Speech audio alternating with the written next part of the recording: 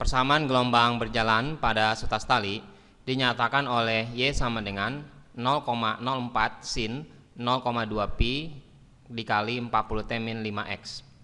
Dengan X dan Y dalam cm dan T dalam second, tentukan yang pertama adalah arah perambatan gelombang ya. Di sini kita bisa menggunakan kalau persamaan dari ini memiliki koefisien X dan T-nya itu berbeda tanda, berarti dia merambat ke sumbu X positif ya, atau ke kanan.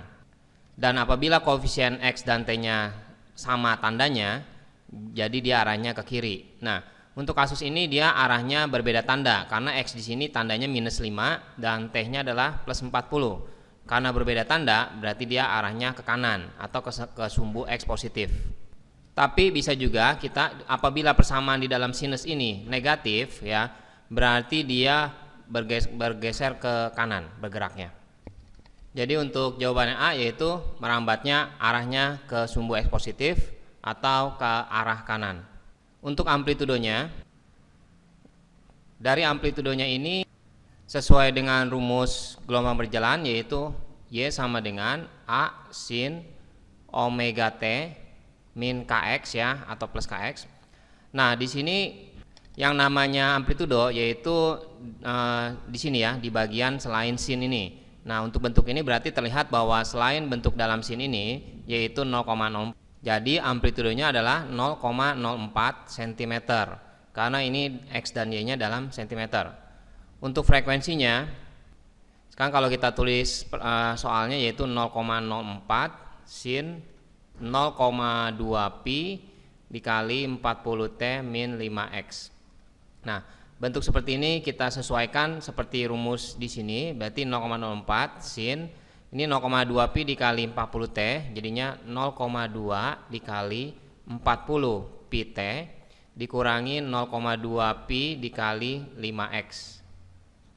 Dalam rumus omega ya, omega ini disimbolkan dengan sini, itu rumusnya adalah 2 pi per periode atau bisa juga 2 pi kali frekuensi. Nah, sedangkan di soal di sini yang namanya omega adalah di sini ya, karena bentuknya adalah omega T sesuai dengan yang di sini, omega T. Berarti ini omega dikali T min di sini adalah sebagai K X gitu ya.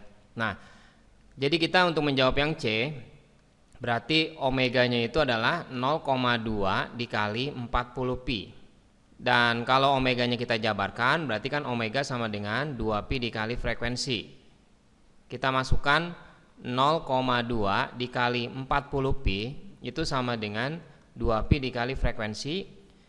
Pi-nya kita bisa hilangkan ya, dan berarti nyari frekuensinya ini 2 sama 40 bisa kita sederhanakan menjadi 20 di sebelah kiri. Hasilnya yaitu 0,2 dikali 20 sama dengan 4 Hz. Terus untuk pertanyaan yang D yaitu bilangan gelombang. Bilangan gelombang itu adalah disimbolkan dengan K, di mana rumus bilangan gelombang itu 2 pi per lambda. Di sini 0,2 pi dikali K ya. Artinya bilangan gelombangnya itu berarti nilainya sebesar 0,2 pi dikalikan dengan 5. Jadi sama dengan 0,2 dikali 5 yaitu 1, yaitu jawabannya adalah pi. Satuannya yaitu per sentimeter. Untuk soal yang E yaitu panjang gelombang, karena kita tahu rumus K yaitu 2 pi per lambda, kita bisa mencari panjang gelombang dari rumus ini. Jadi K ini sama dengan 2 pi per lambda.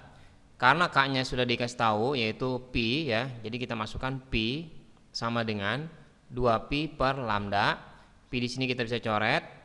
Berarti lambdanya sama dengan, ini kita kalikan ke sono ya, ini nilainya 1. Berarti lambdanya adalah 2 cm. Dan yang terakhir adalah kecepatan getar. Kecepatan getar itu kecepatan gelombang ya, bukan kecepatan getar. Ingat berbeda kecepatan getar sama kecepatan gelombang. Untuk kecepatan gelombang rumusnya V sama dengan lambda dikali frekuensi. Lambdanya adalah 2 cm, frekuensinya adalah 4 Hz. Jadi jawabannya adalah 8 cm per second. Hertz ini nama lainnya, satuannya adalah per second ya. Makanya satuan dari kecepatan yaitu cm per second.